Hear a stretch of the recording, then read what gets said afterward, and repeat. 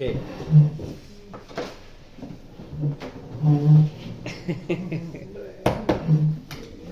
Dis-leur, il y a des choses qui se disent, il y a des choses qui se ressentent. L'avantage qu'on a avec vous, c'est que ce qu'on ressent, on n'a pas besoin de le dire.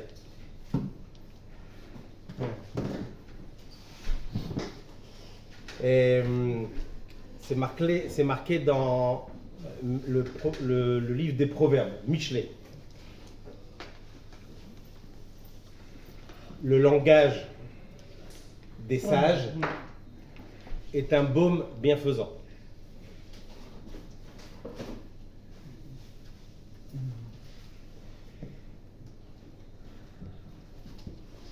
Nous ne sommes pas ici en train de parler d'un cours d'un sage. Nous ne sommes pas en train de parler d'une directive d'un sage. Nous sommes tout simplement en train de parler de son langage.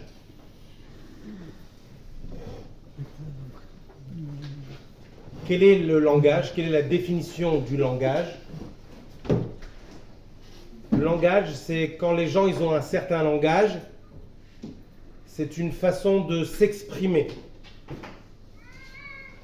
Bien souvent, on va écouter 3 fois la même chose,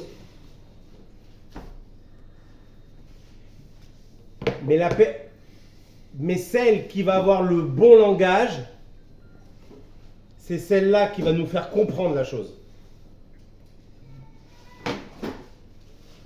Donc, ce qui est important, c'est pas ce qu'on va dire, c'est la façon comment on va le dire.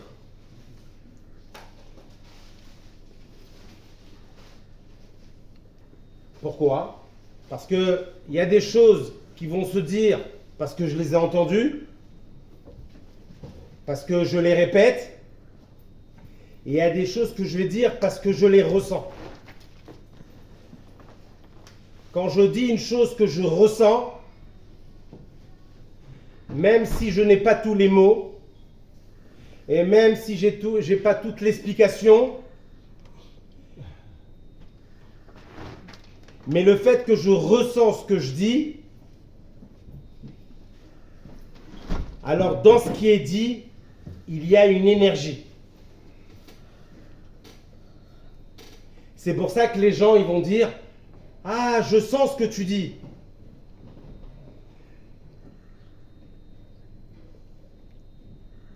Pourquoi? Parce que ce qui est important, c'est que quand on entend une vérité, cette vérité, elle ne doit pas être une vérité parce qu'elle reste dans le monde de la vérité. C'est quoi la preuve que c'est une vérité? C'est que ça me rend chez moi véritable.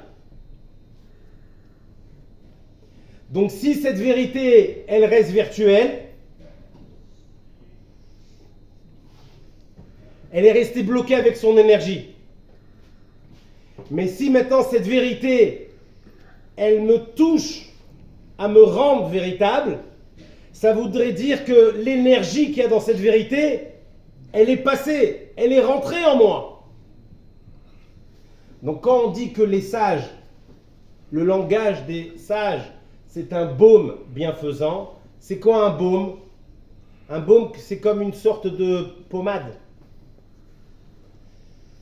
Ça veut dire que cette pommade-là, elle va amener un bienfait pour le corps, pour l'esprit et pour l'âme. Quand quelqu'un il est décontracté, quand quelqu'un il est serein, quand quelqu'un il est calme, c'est pas uniquement son corps qui est reposé, mais c'est aussi son esprit qui se retrouve vitalisé. Donc quand on écoute le langage d'un sage, alors sachez que c'est pas uniquement un mot, c'est pas simplement une phrase, mais c'est comme une pommade qui va venir et qui va nous impacter, nous influencer à la bienfaisance, au bien. Et qui dans ce monde ne veut pas du bien? Tout le monde veut du bien dans ce monde. Vous savez pourquoi l'homme veut le bien? Parce que le bien, c'est la seule énergie qui arrive à toucher l'esprit, le cœur, mais surtout l'âme.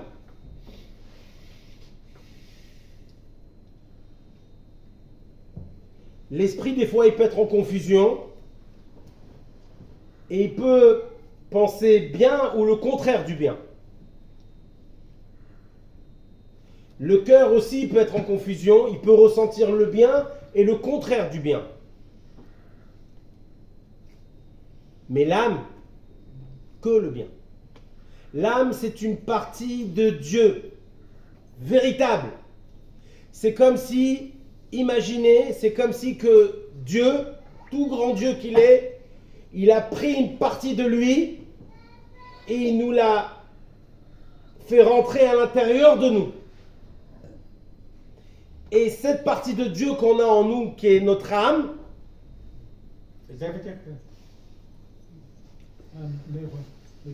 cette partie de Dieu qui est notre âme, qui est à l'intérieur de nous, celle-ci,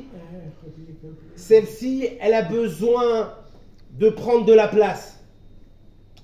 Elle a besoin de respirer. Elle a besoin de s'exprimer. Elle a besoin de bien. Quel est ce bien qui va toucher l'âme? C'est le langage des sages.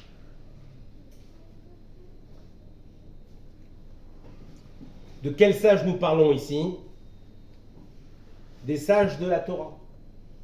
Des sages qui ont réfléchi, qui ont développé, qui ont détaillé, qui ont révélé et dévoilé la volonté de Dieu. Et dans le Talmud également, c'est marqué que c'est une bonne action que d'écouter les paroles des sages. Quel rapport entre une action et le fait d'écouter? Parce que quand on écoute des paroles de sagesse, donc comme on a dit, un baume bienfaisant, donc la Torah,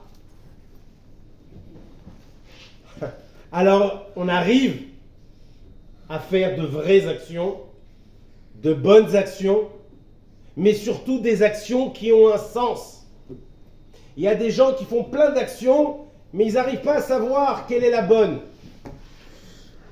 La Torah, elle vient et elle nous montre quelle est l'action qu'un juif a besoin de faire dans sa vie au quotidien.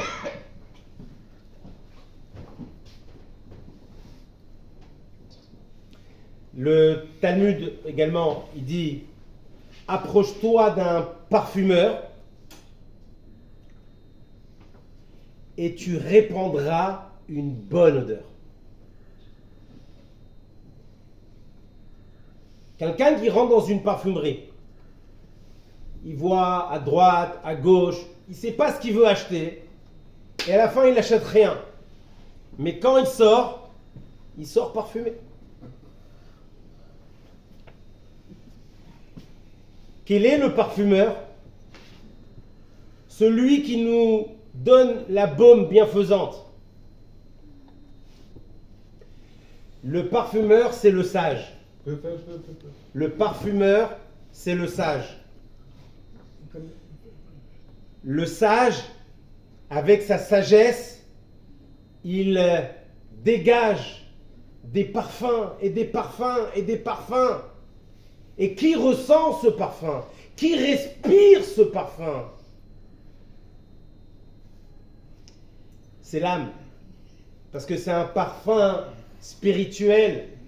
C'est pas un parfum matériel, c'est spirituel. D'ailleurs, quand on se parfume, ok, il y a le parfum, c'est liquide, il y a la bouteille, Mais après, quand ça arrive sur notre peau, c'est juste une odeur. C'est plus matériel, c'est une odeur. Donc ça veut dire quoi, s'approcher d'un parfumeur? C'est s'approcher d'un sage. Et que quand on s'approche de la sagesse de la Torah, alors on va être imbibé de parfum, imbibé de sagesse, imbibé de bonne odeur qui vont nous amener à la bonne action.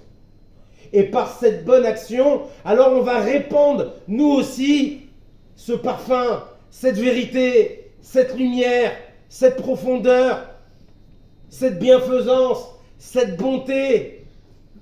On va créer en nous et autour de nous un espace de sérénité, un espace de paix.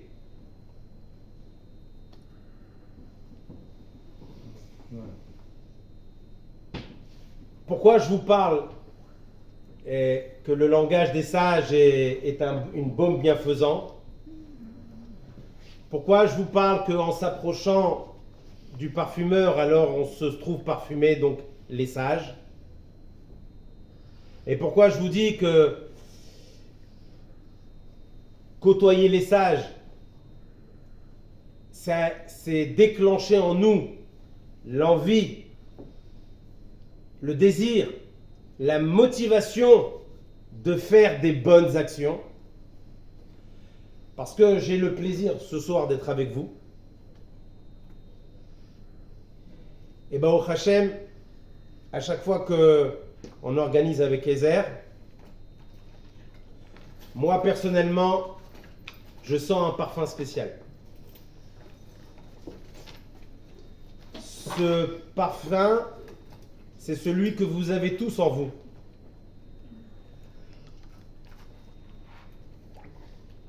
Ce que vous ne pouvez pas entendre ou ce que vous ne pouvez pas dire, peut-être ça ne s'entend pas, mais ça se sent comme le parfum. Donc je suis très honoré d'être avec vous. Et je suis très content de me parfumer avec vous. Et donc j'ai écrit un livre de 800 paroles de sagesse.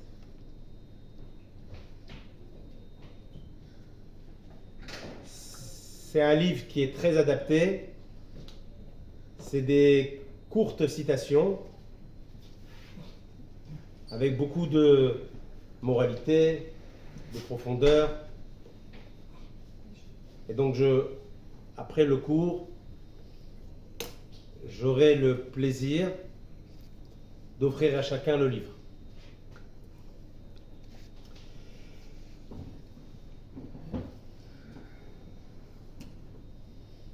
La plus grande mitzvah dans la Torah, il y a 613 commandements. C'est la mitzvah de Tzedaka.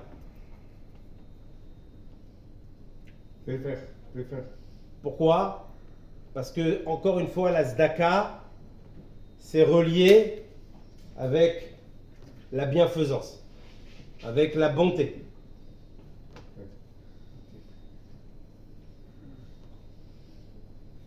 La place qu'on a dans ce monde, c'est pas celle qui nous appartient. C'est celle qu'on arrive à pouvoir prêter à l'autre. Ça veut dire quoi, prêter ma place? Ça veut dire lui faire profiter de mon expérience, de mes conseils, d'une aide morale, d'un soutien financier. Tout ça, c'est la tzedaka. C'est pour ça que c'est marqué que la tzedaka, elle préserve et elle nous protège de toutes les choses malencontreuses. Et c'est marqué que grâce à la tzedaka, alors le peuple juif sera sauvé et sera délivré par le Mashiach. C'est pour ça que chaque mitzvah, c'est une mitzvah. Un exemple, il y a la mitzvah de kashrut, de manger kasher. Il y a la mitzvah pour les hommes de tfilin, de mettre tfilin. Il y a la mitzvah d'allumer les bougies de Shabbat pour les femmes. Il y a beaucoup de mitzvot. Mais la mitzvah qui est appelée la mitzvah, c'est la tzedaka. Pourquoi? Parce que le premier qui nous a donné de la tzedaka, le premier, c'est Dieu. Pourquoi? Parce que Dieu, il a pris une partie de lui. Et il nous l'a mis à l'intérieur de nous. Donc il nous a donné, lui, tout grand Dieu qu'il est. Il n'a pas besoin de nous. Il n'a pas besoin de ce monde. Il est Dieu. Il est tout puissant. Il est grand. Il est glorieux.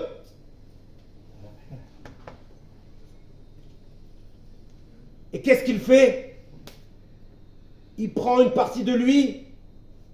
Il dit, je vais faire un monde. Et dans ce monde, je vais créer le minéral, le végétal, l'animal et l'humain. Et dans les humains, je vais leur mettre une âme. Une âme.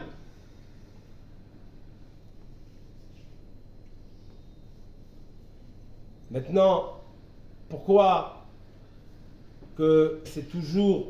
on peut penser que c'est difficile de défendre le judaïsme.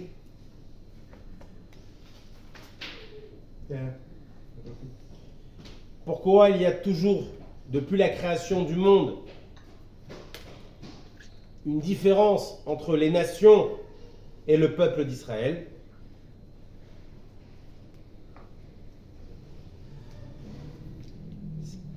C'est que tout simplement, c'est pas qu'il y a une différence parce que on dénigre ou on considère pas les autres.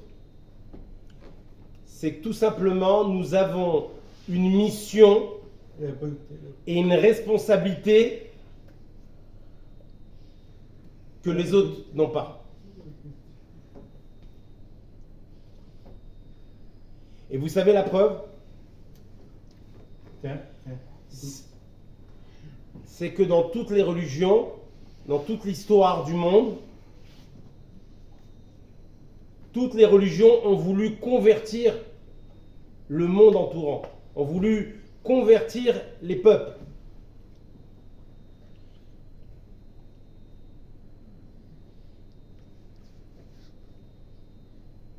Nous, notre mission, c'est pas de convertir les gens.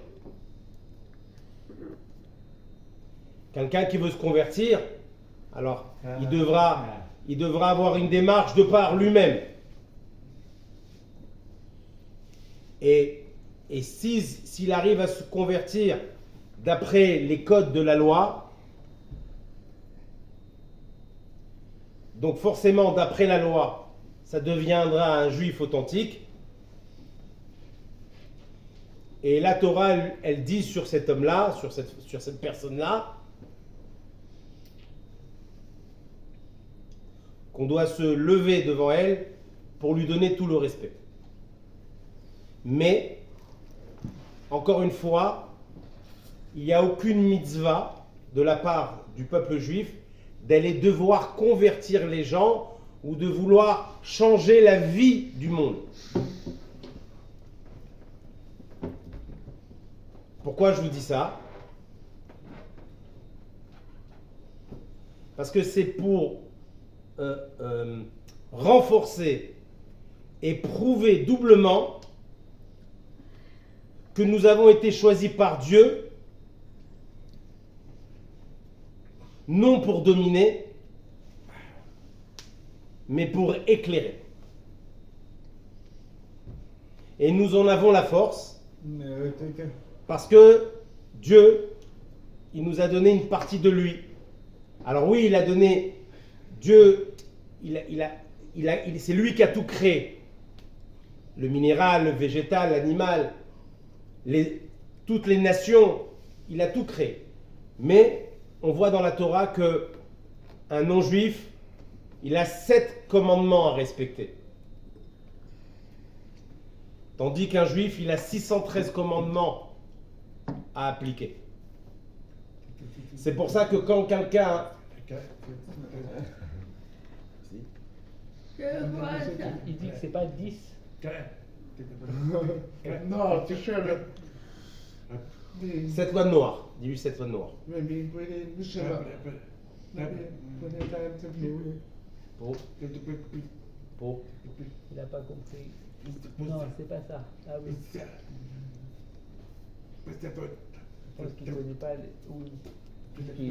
Moshe, il a reçu 10. Ah, 10 commandements. Non, c'est autre chose. C'est autre chose. Non, alors faut lui dire comme ça. Dieu, il a donné à Moshe les 10 commandements. Oui, oui. Les 10 commandements. Dans les 10 commandements, chaque commandement, ça s'est décliné en plusieurs commandements. Les sages qui ont l'esprit divin, comme on a dit tout à l'heure, ils ont pris les 10 commandements et ils ont commencé à développer chaque commandement.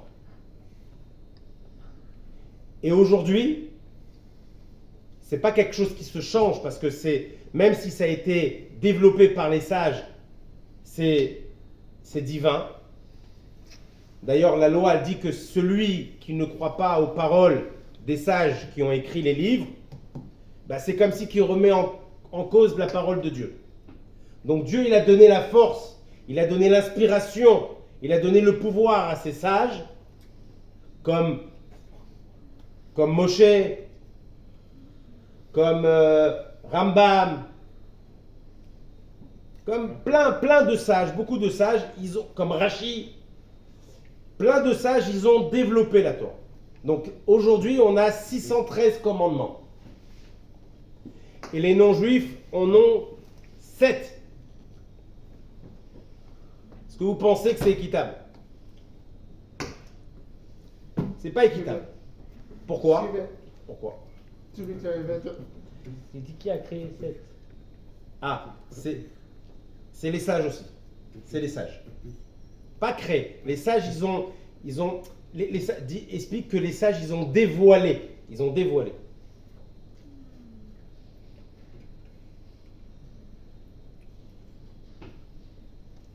Il faut qu'ils sachent, qu'ils comprennent que les sages, on parle des sages de l'époque du Beth Amikdash, du temple. Est-ce qu'on peut dire c'est quoi les 7 à peu près? Il n'a pas compris, putain. Il n'a pas compris. Cette loi noire, mais c'est intéressant de les dire. C'est pas intéressant. Ben oui. Ok.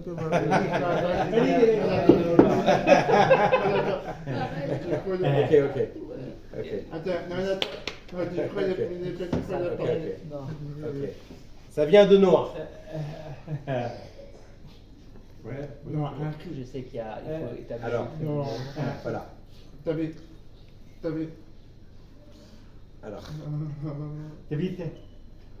Alors, la première, ne pas profaner Dieu.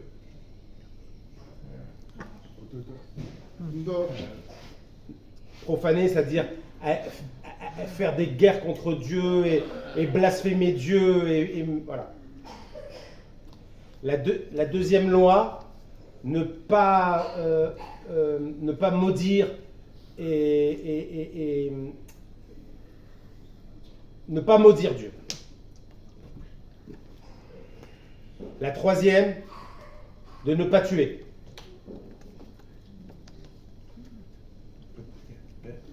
Pas tuer. La quatrième. Hein? Oui, Ouais, c'est bon. La quatrième, et il y a beaucoup de gens qui faisaient ça à l'époque, c'est de tuer un animal et pendant qu'il est vivant, prendre une partie et manger cette partie.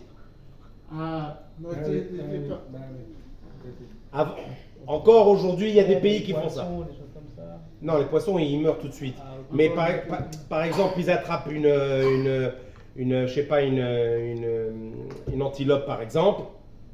Ok. Ils n'ont pas fait la shrita, donc elle n'est pas morte. Ils lui coupent la cuisse, ils la laissent mourir et ils vont manger le. Putain. Il y a des pays encore en Afrique qui font comme ça. Ok. Ne pas voler. Ne pas. Ne pas. C'est pas un métier.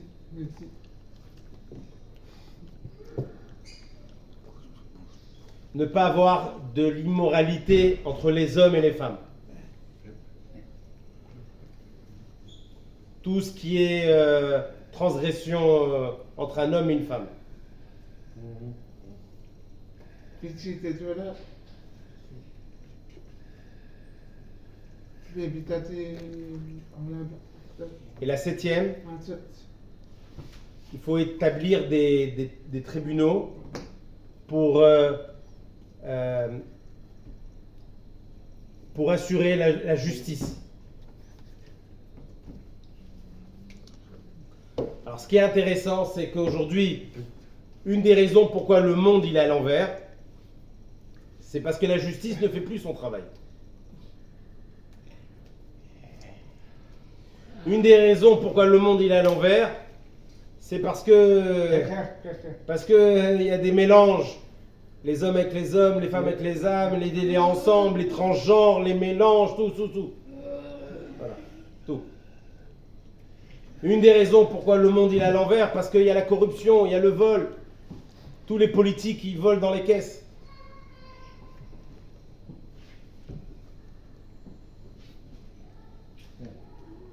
Une des raisons, c'est que il y a des meurtres. Aujourd'hui, les gens, ils tuent, ils arrivent même à tuer au nom de Dieu. On le voit. On le voit aujourd'hui.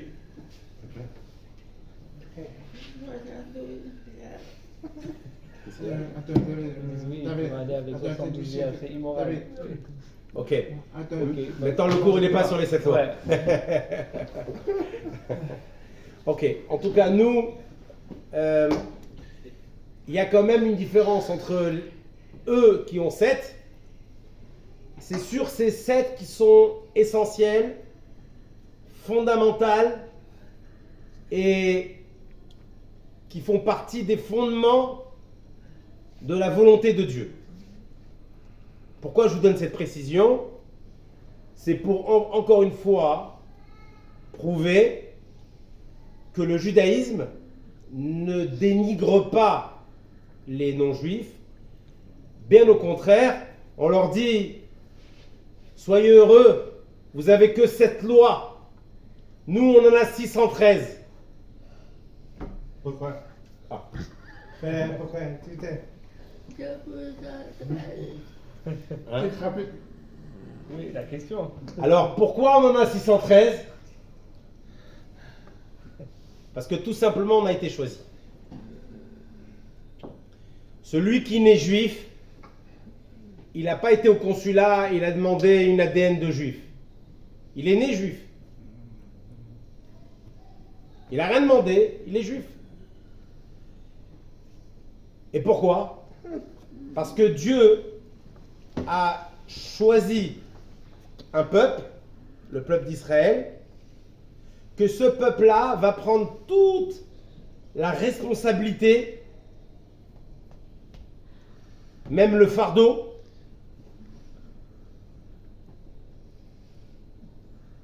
pour amener de la lumière.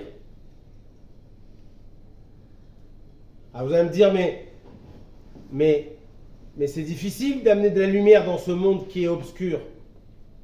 C'est difficile quand les autres, ils ont cette loi et nous, on en a 613.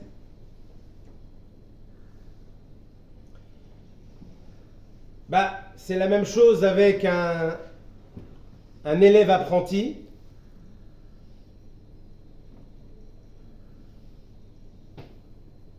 qui est en train d'apprendre l'informatique. Lui, il a besoin de quelques bases, pas plus. Mais l'ingénieur, lui, il a besoin de tout connaître.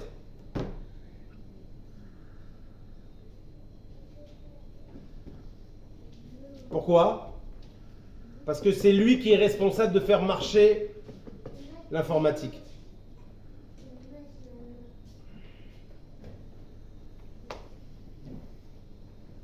Donc si on nous donne 613 commandements, à l'exemple de cet ingénieur, c'est qu'on est capable de faire marcher l'informatique. Ça veut dire quoi l'informatique? Ça veut dire donner la bonne information. Quelle est la bonne information que nous devons apporter? Que nous devons transmettre, diffuser? C'est la lumière. Maintenant, comment on arrive à porter cette lumière? En s'attachant à Dieu.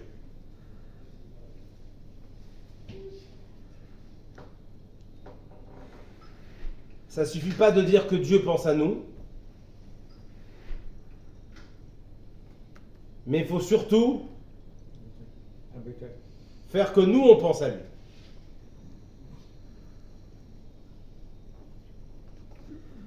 Et donc, la seule façon de s'attacher à Dieu,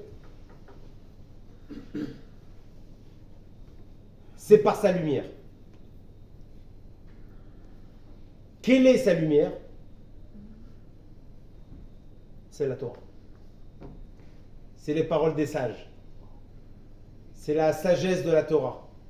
C'est les 613 commandements. Ça veut dire que quand un juif, il veut s'intéresser, il veut ouvrir un livre, alors il faut savoir qu'il ne fait pas uniquement ouvrir un livre, pas uniquement il lit, et pas seulement il tourne les pages, mais en vrai, il se connecte avec la lumière. Et il reçoit de la lumière. Et qui reçoit de la lumière? La partie lumineuse qui est en lui. Quelle est la partie lumineuse qui est en lui? C'est son âme. Et c'est quoi, on a dit tout à l'heure, l'âme? C'est une partie de Dieu. Donc en fin de compte, quand j'étudie la Torah et je fais les 613 commandements, je me connecte avec mon âme, que elle, c'est une partie de Dieu, et qu'elle, après, elle se connecte avec Dieu. Et quand ça se connecte avec Dieu, et ben Dieu, hop, il se reconnecte avec nous. Et en fin de compte, c'est comme un cercle. Notre vie participe de ça. Notre vie prend toute son énergie, sa vitalité, avec cette lumière que Dieu nous donne. Et vous savez, la preuve,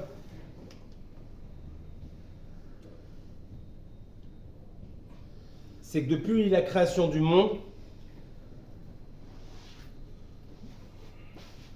tous les peuples ont voulu supprimer le peuple juif.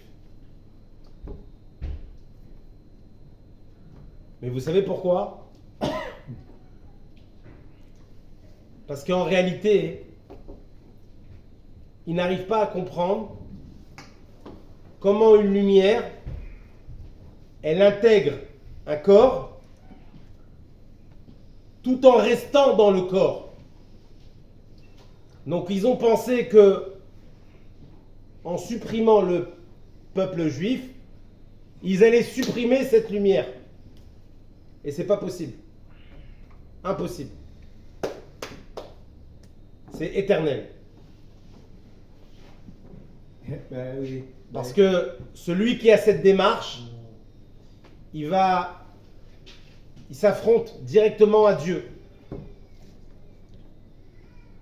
Et avec ça, comme je l'ai dit tout à l'heure, ni on cherche à convertir le monde, ni on cherche à dominer le monde, ni on cherche à tuer le monde, ni on met les gens en esclavage. Au contraire, nous sommes un peuple, nous sommes de quoi nous avons été créés, de quelle façon nous avons été constitués. Et le juif, la partie originale du juif, c'est qu'à la fois, il a un côté humain, il a un corps, il a un côté aussi divin, il a une âme. Le but, dans ce monde-là, on est venu dans ce monde-ci pour que les deux ils puissent s'entendre, pour que les deux puissent cohabiter, pour que les deux puissent être en paix. Ça veut dire mon intellect avec mon cœur, mon esprit avec mon corps. Et quand moi, je suis en harmonie, alors je me retrouve entier. Je ne me retrouve pas perturbé. Je ne me retrouve pas dérangé. Parce que je suis totalement une seule et unique même pièce. Et cette intégrité du peuple juif,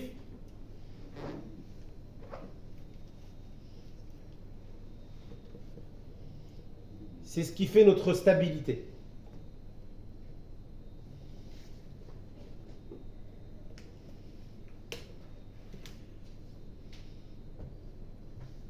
Mais Dieu, il a donné un plan. Il ne nous a pas mis comme ça, ah bon, il y a un monde, il y a de la lumière, il y a la sagesse, il y a notre âme, il y a notre corps, il y a la vie de tous les jours, spirituelle, matérielle, beaucoup de choses, trop de choses. Quelle est la force qui va pouvoir tout ramifier, tout réunir, tout collecter et en faire une seule et même chose? C'est les 613 commandements, les mitzvot, de pratiquer des mitzvot et d'étudier la Torah. Et ça même, c'est notre identité. Je terminerai avec, parce qu'il est tard. Quelle heure il est? Il est tard. Oui. Je terminerai avec une dernière parole. Imaginez-vous l'oiseau. À la différence d'un poisson, c'est que le poisson, il ne vit que dans l'eau. Il sort de l'eau, c'est fini. Donc toute sa vie, son monde, c'est l'eau. Un oiseau, lui,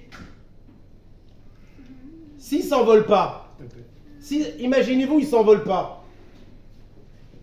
Imaginez-vous, il n'ouvre pas ses ailes. Donc il n'est pas dans les airs. Mais il vit tout de même. Pourquoi? Parce qu'il peut vivre sur cette terre avec ses deux pattes sur terre. Donc quelque part, sa vie, elle dépend du fait qu'il va s'envoler ou du fait qu'il peut vivre sur terre sans s'envoler.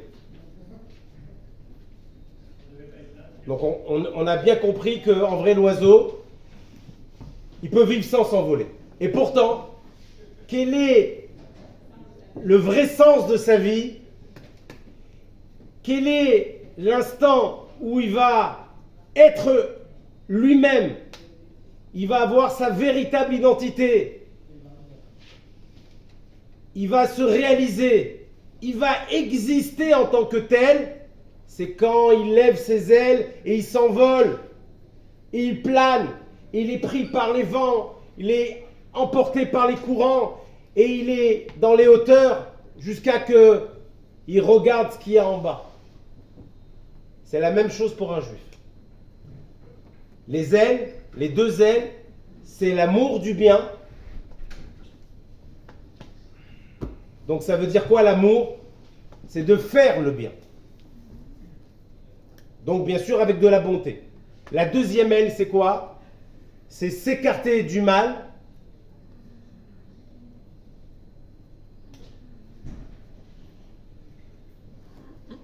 Donc c'est la crainte. C'est la crainte de Dieu. Donc pour cela, il faut de la rigueur. Donc je reprends.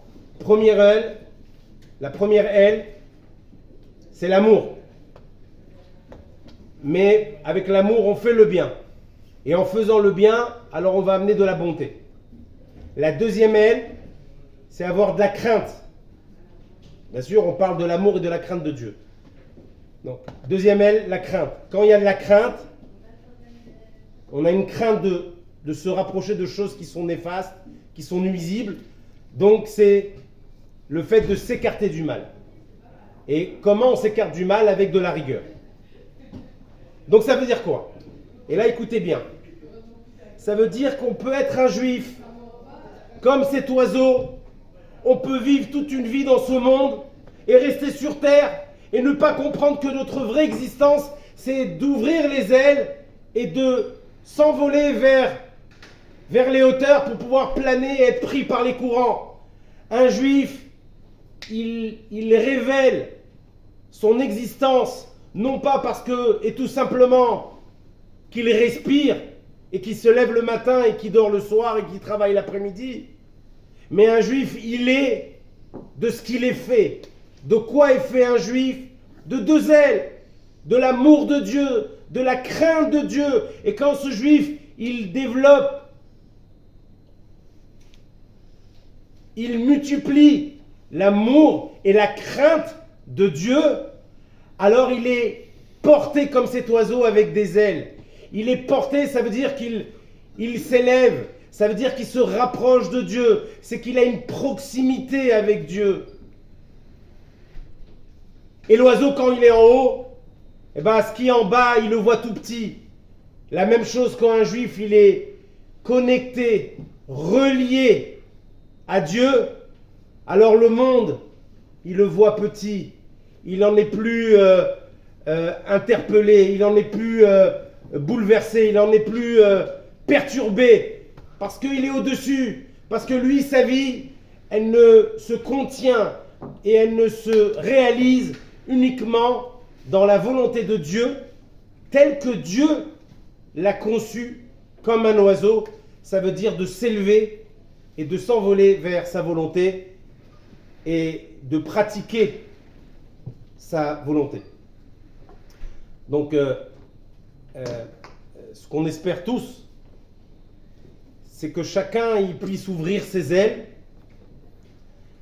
Et on a tous des grandes, des belles et des larges ailes. Et qu'on va découvrir qu'en fin de compte, notre vie, elle n'est pas uniquement une simple vie, mais elle a également une partie spirituelle. Elle a une partie profonde. Il y a une certaine intériorité. Et par cela, on va voir, on va ressentir, on va comprendre que l'amour de Dieu nous amène à faire le bien. La crainte de Dieu nous amène à se carter du mal. Et à ce moment-là, on est comme cet oiseau. Eh ben, on est appelé un oiseau. À ce moment-là, on est ce juif en tant que tel. C'est-à-dire, on est appelé un juif qui porte avec fierté, avec dignité, son identité. Et ceci pour s'élever de jour en jour et de force en force.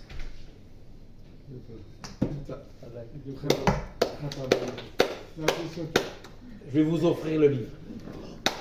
Merci. Je voulais d'abord vous remercier pour le baume que vous nous avez distribué. Et demande-lui, il était parfumé? Oui. Très ému. Bravo, monsieur Alimi, magnifique. J'ai adoré. Qu'est-ce que tu dis? Et dites, quand est-ce que vous avez eu envie, vous avez écrit ce livre? Il y a 3 ans. J'ai mis 3 ans pour l'écrire. Et vous, reste, je vais leur offrir tout de suite. Je vais t'aider.